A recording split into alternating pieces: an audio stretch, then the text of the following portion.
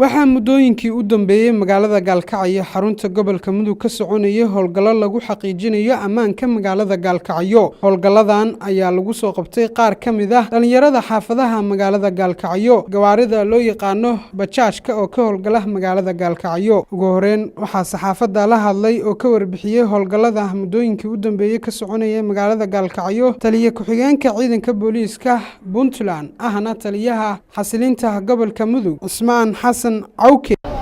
howlgallada ugu dambeeyay aan qabanay 3 casho aan shaqeynay iyo 3 maalmood ayaa hadda shaqeynay. waxaanu qabanay maxaabiis dad ka kooban ilaa 60 ilaa 70 qof meelahaas oo aanu qabanay oo qayb kiisaskooda waxa weeye ay yihiin dadka ku dagaalama tooreyda iyo dagaalada safeynka oo gruubiska ah kuwa sida ciyaal faluuja SYL rooga wax la yiraahdo iyo gruubiyo noocaas oo kale Boko Haram baash qolada la yiraahdo New Star waxyaalo noocaas cadalay gruubyo la baxay oo dhalinyaradii iskuulaadka dhiganaysay iyo kuwii iskuulaadka ka tagayba waxay la baxeen gruubyada noocaas gruub bay isku laayaan gruub bay isaga hor yimaadaan iskoolada la aadaa qaybna iskool lama dhigato waxyaalahaas aanu ka howlgalay in badan waa soo qabanay in badanna waa noo dhiman tahay waxa kale oo hadda halkaan ku xariisan aad u jeedaan in bajaajkiyadii gobolka Mudug ka shaqeynayay oo dhan wixii dhinacan ka shaqeynayay waa soo xareynay nadaamintoodii baana hadda la wadaa maayarkii waa kan dawladda hoose wasaaradda hawlaha guud iyo booliiska oo traafika ah intaas ayaa iska kaashanaysa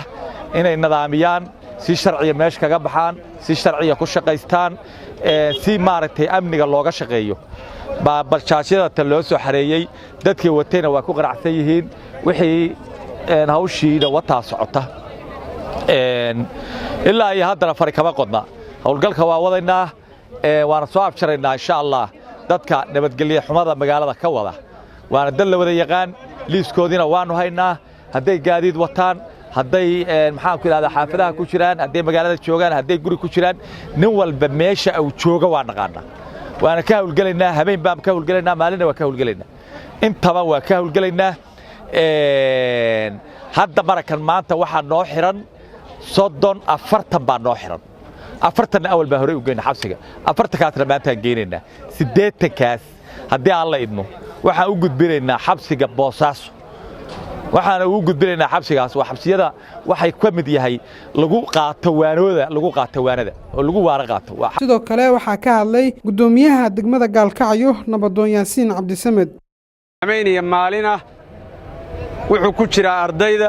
wuxuu ku jira ciidanka wuxuu ku jira ganacsatada wuxuu ku jira dumarka meel kasta oo bulshada qayb ka ah dad waxaa jira bulshada magaceeda wata oo qayba magacyadooda wata haddana aan dad fiican ahayn waxaanu rabnaa qofka xun inuusan bulshada dib dambe ugu dhexdhuuma fidmo u keenayno aan dhibaatada dambe uga imaan in badan baa dadku waxay yiraahdaan dawladdu ma wax qabato markii dawladdu wax isku daydana kacdoon iyo buuq iyo reematun iyo qayla la bilaabaya marka duduma in la dugsado iyo in la dareensado iskuma laha reer Gaalkacyo waxaan leeyahay magaaladan waa la xasilinayaa gacan adag baa lagu qabanayaa dawladnimadu waxa weeye waa in gacan adagna wax lagu qabto gacan dabacsanna wax lagu qabto qofka wanaagsan waa inuu helaa access uu ku noolaan karo oo ku nabad dambeyntiina waxa ka hadlay taliyaha qaybta booliiska gobolka Mudug maalmahan way noo jeedinayaan shaqadaas aan wadnaa shaqadaas ay kaliftay sababihii ka dhacdhacay maalmahanba oo ayaamahan soo noqnoqonayo gobolka Mudug muddooyinka waxa ka jiray iyaguna inta badan kiisaskaas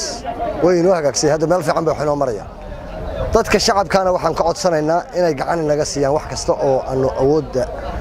aanu u leenahay iyo waxaynan awood u lahaynba xogta iyo wax walba inaan isweydaarsiisano ayadoo ayaan dhacayn haddii awal dhici jiray hebel baa war noo soo sheegay in la yiraahdo waa mahadsantiin baadina saxaafaddu howlgalladan ayaa ku soo aadaya ayadoo muddooyinkii u dambeeyay magaalada Gaalkacyo xarunta gobolka Mudug ay ka dhaceen falal amniga lid ku ah Ibraahim Saalax Cabdisalaan Ibraahim Karama TV-ga caalamiga Ariel magaalada Gaalkacyo.